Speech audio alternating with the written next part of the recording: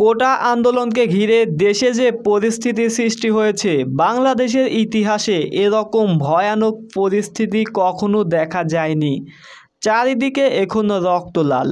আমাদের ছাত্র সমাজ যেভাবে গর্জন দিয়ে যাচ্ছে, সেগুলো শুনলেই বুকের ভিতর একটা আলাদা কম্পন সৃষ্টি হয়, মনের ভিতর সাহস তৈরি হয়। চলেন জেনে নেওয়া যাক কোটা আন্দোলনের কিছু বক্তব্য নিয়ে, যেগুলো আপনার মনে সাহস যোগাবে এবং আপনাকে এই কোটা আন্দোলনে অনুপ্রাণিত করবে।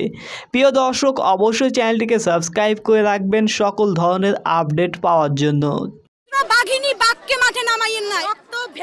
এই বোনটির কি সাহস দেখুন।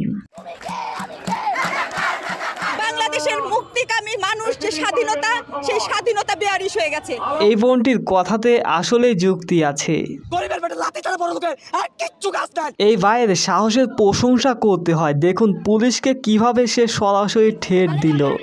আমরা রাজপথ ছাড়ছি না, আমরা রাজপথ ছাড়ছি না, আমরা রাজপথে আছি, ছিলাম, থাকবো। এই বোনটির সাহস দেখে তো আমি পুরাই অবাক।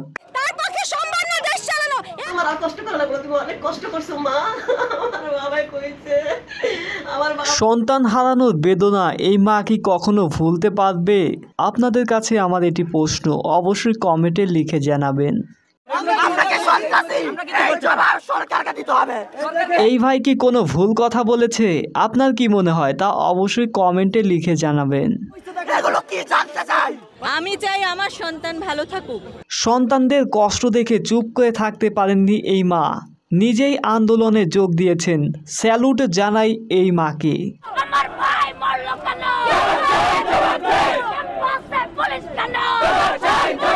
প্রতিবাদী এই স্লোগানটি শুনলে মনের ভিতর এক অন্যরকম উত্তেজনা তৈরি হয়।